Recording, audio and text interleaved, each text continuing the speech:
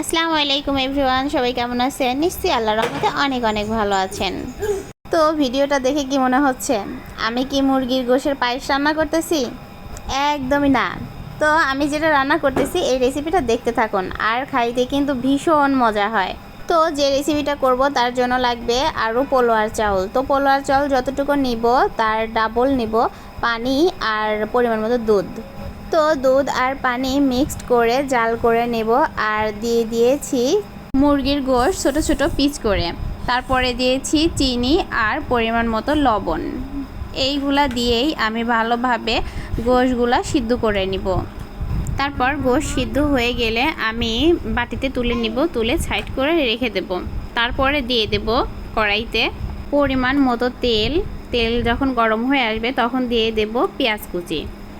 পেঁয়াজটা কিছু সময় নাড়তে থাকবো। তারপরে দিয়ে দেব তেজপাতা, দারচিনি আর সাদা এলাচ দিয়ে নাড়তে থাকবো কিছু সময়। তারপরে দিয়ে দেব রসুন বাটা, আদা বাটা, জিরা বাটা। তারপরে দিব আরও কিছু কাঁচামরিচ। কাঁচামরিচের ঝালটাই হবে, কারণ আমি শুকনা মরিচের গুঁড়া ব্যবহার করব না। তো ভালোভাবে নেড়ে চেড়ে মিক্সড করে নিব। তারপরে দিয়ে দেব পরিমাণ মতো লবণ আর অল্প একটু জিরা আর ধনিয়ার গুঁড়া দিয়ে আরও কিছু সময় নাড়তে থাকবো। তারপরে দিয়ে দেব আগে থেকে ধুয়ে রাখা পোলোয়ার চাউল। তো পোলোয়ার চাউলটা দেওয়ার পরে আমি ভালোভাবে নেড়ে চেড়ে মশলার সাথে মিক্সড করে নিব, আর অনেক সময় ধরেই নাড়তে থাকবো, কারণ যত ভালো করে মশলার সাথে মিক্সড করা যাবে এই রেসিপিটা কিন্তু খাইতে ততটাই মজা হবে। তারপরে দিয়ে দেব ওই যে ফার্স্টে আমি সিদ্ধ করে রেখেছিলাম যে মুরগির গোশগুলা, ওইগুলাই দিয়ে আমি পোলোয়ার চাউলের সাথে আবার মিক্সড করতে থাকবো কিছু সময়ের জন্য। মিক্সড করার পরে এখন দিয়ে দেব আগে থেকে জাল করা দুধ আর পানি। এটা কিন্তু আমি ফার্স্টেই মেপেই দিয়েছিলাম, কারণ মেপে দিলে হয় কি বিরিয়ানি কিংবা পোলোয়া যেটাই হোক না কেন ঝরঝরা হয়।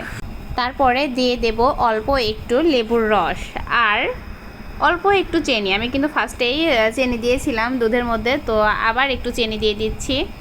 তো স্বাদটা ব্যালেন্স করার জন্য চিনিটা দিলে ভালো হয় এই আর কি। তো চুলার পরে রেখে দেব চাউলগুলো ফোটার জন্য। তো এই যে আমার বিরিয়ানিটা প্রায় কমপ্লিট, এখনও কমপ্লিট হয় নাই। তো আমি ঢাকনা দিয়ে ঢেকে রাখবো কিছু সময়ের জন্য আর আস্তে জাল করে।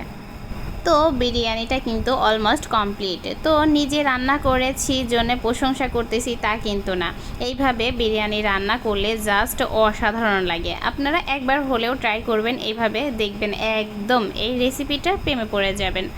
তো আজকের মতো এ পর্যন্তই। সবাই ভালো থাকবেন, আর আমার দেওয়া ভিডিওতে প্লিজ লাইক, কমেন্টস আর শেয়ার করতে ভুলবেন না একদমই। আল্লাহ হাফেজ।